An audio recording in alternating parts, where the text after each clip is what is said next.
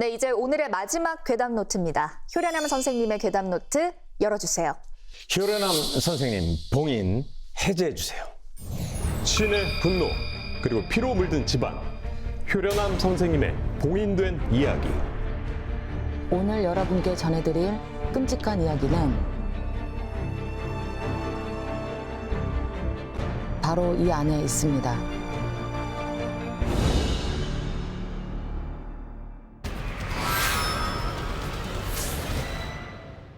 신의 노여움을 사면 끔찍한 재앙으로 돌아오기 마련입니다.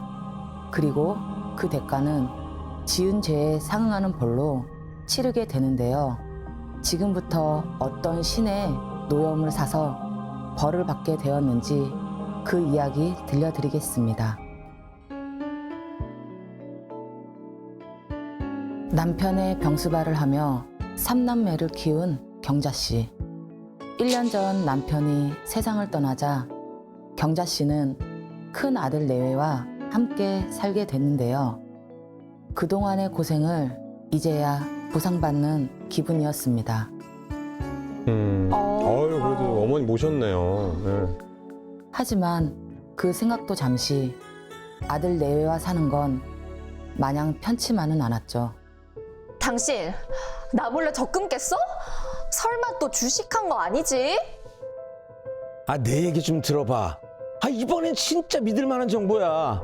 야, 이거 터지면 우리 끝나. 우린 그냥 부자 돼, 부자. 지난번에도 그랬잖아. 그 돈이 어떤 돈인데? 우리 예지 대학 등록금이라고. 밤마다 이어지는 큰아들 내외의 부부싸움. 결국 큰아들 부부가 이혼하는 모습까지 보게 됩니다. 못 살죠, 사실. 그런 아이고. 일들이 반복되면. 네. 그리고 이혼 도장을 찍고 돌아오던 날 태수 씨는 불의의 사고로 세상을 떠나게 되는데요. 아휴, 이건 또 무슨 꼭 그렇다니까. 갑작스러운 아들 죽음에 충격에서 헤어나지 못하는 경자 씨. 정신줄을 놓은 경자 씨를 다시 일상으로 끌어낸 건 하나밖에 없던 딸 정혜 씨였습니다. 또 딸이 딸이. 있어서 또. 엄마, 내가 뭐 사와할게. 짠! 엄마 운동복이야. 내일부터 나랑 운동해. 매일같이 찾아오는 딸의 노력으로 경자 씨는 안정을 찾아가기 시작했는데요. 그러던 어느 날 매일 같은 시간에 같이 운동을 하던 딸 정혜 씨에게 연락이 되지 않았습니다.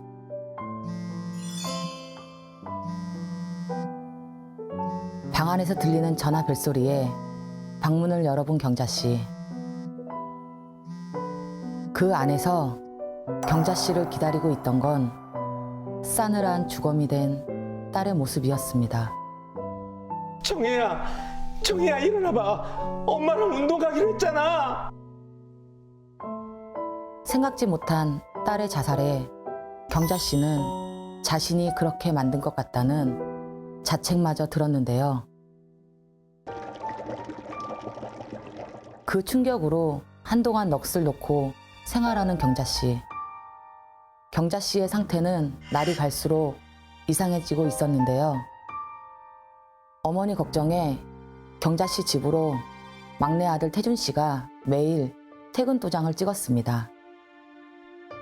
태준아, 이제 그만 와도 돼. 너도 네 식구 챙겨야지.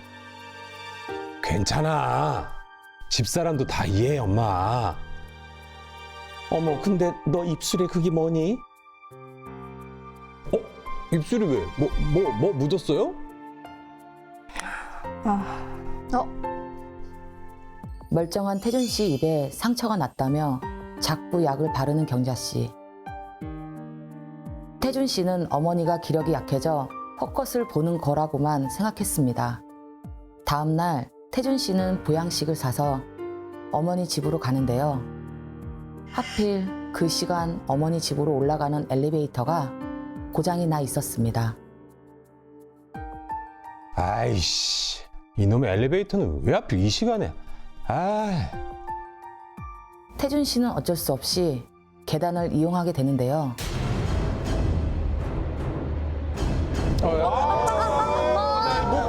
왜? 아, 안 볼란다, 진짜. 아.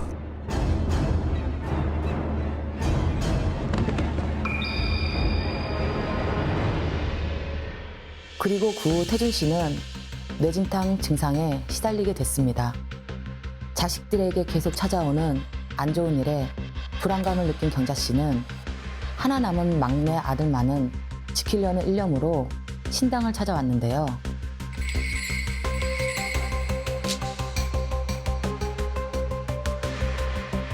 자식이 셋이 아닌데? 호적에 못 오른 자식이 있었죠. 셋이 아니야. 그러자 과거 이야기를 시작한 경자 씨. 사실 경자 씨에겐 큰아들 태수 씨 전에 아들이 하나 더 있었다는데요. 시집 온 지 얼마 안 돼 아들을 낳은 경자 씨. 그런데 문제가 있었습니다. 그 첫 아들이 바로 언청이었다는 겁니다. 그 사실을 받아들이지 못한 시댁은 갓 태어난 아이를 그대로 뒷산에 파묻었고 경자 씨 부부는 그 일을 묵인했습니다. 그럼 벌 받죠. 진짜. 와. 그로 인해 칠성의 벌전이자 칠성신의 저주가 집안에 내려진 거였는데요. 칠성신이 화가 많이 나셨어요. 죽은 아이의 한을 달래고 칠성신께 싹싹 비셔야 합니다. 하지만 경자 씨는 자신의 잘못을 인정하지 않았습니다. 내가 뭔 죄를 지었다고 빌어요. 나는 못해요.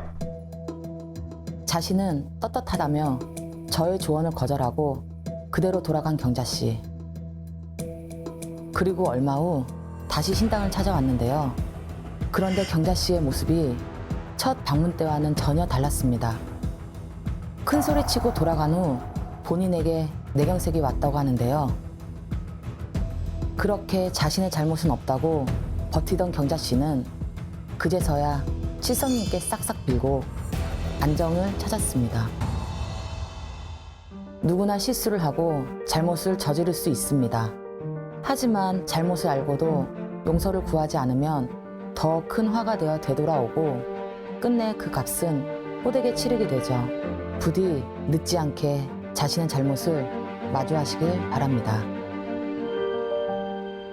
한 집안을 풍비박산을 낸 이 이야기는 결국 아이로 인해서 칠성 벌전을 받은 건데 삼신의 벌전과는 어떻게 다른가요? 이제 삼신 벌전부터 말씀을 드릴게요. 네. 삼신은 일단 임신, 출산, 아이의 건강, 네. 산모의 기운, 그리고 집안의 혈통이 이어짐 이런 것들이 해당되거든요. 네. 그런데 삼신벌전은 생명의 기운을 뱃속에 담는 것부터 시작해 태어나기 전에 내려지는 벌을 말합니다. 이 경우 유산이 반복되고 태몽이 불길하고 잔병 치레 같은 걸 아이가 태어나면서 안 좋은 걸 갖고 태어나는 거예요. 그런데 칠성벌전은 태어난 후 들어오는 걸 말하는데요. 네. 칠성은 북두칠성의 기운으로 수명, 자손의 복, 문서 관운, 하늘에서 내려오는 큰 복주를 뜻하거든요. 잦은 사고수나 집안의 상문살, 큰 암이 걸린다던가 아니면 자손 문제 이런 것들이 주기적으로 반복돼요. 그래서 태어났을 때 들어오는 벌은 수명을 관장하는 칠성의 벌전이 되는 거예요. 점집에 가면 그 칠성줄이 세다는 말을 하는데 이건 어떤 뜻인가요? 이거는 이제 두 가지로 나눠서 말씀드릴 수가 있는데 무속인이 될 사람에게 칠성줄이 세다고 말할 수 있고요. 또 하나는 조상 중에 공을 많이 빌었던 자손이 있습니다. 네. 예를 들면 옛날 윗대 할머니 중에 자손을 위해 잔독대에 물을 떠놓고 빌었던 경우가 많거든요. 그러면 그 공줄, 칠성줄을 강하게 타고 태어났다고 말하고요. 저도 결혼하고 17년 만에 아이를 낳았거든요. 그래서 원래 제 사주엔 아이가 없어요.